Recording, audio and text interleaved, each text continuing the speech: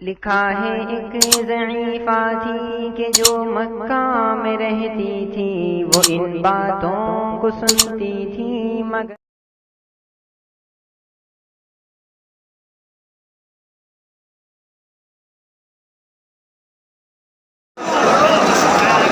जो लोग निकालें बस उनको निकालने के लिए आप लोग अपने मकाम पे खड़े होकर बात कीजिए अपनी जगह पे।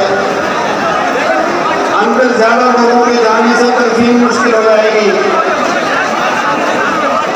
बराह करम आप लोग इधर पुल की तरफ खाली जगह है इधर निकल आए।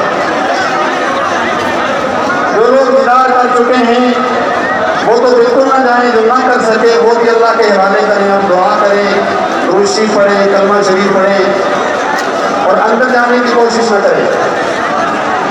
आप लोग साथ में आसानी करें हमारे लिए, मुंतज़िमीन के लिए। एक दूसरे को धक्का देने से तकलीफ और परेशानी होगी तो गुनाह है। सबर से काम लें और पीछे की तरफ हो जाएं। नौजवान दोस्त जरा सबर से काम लें, जज्बात से काम मत लें। अंदर इतनी गुंजाइश ही नहीं है कि सारे जा सके।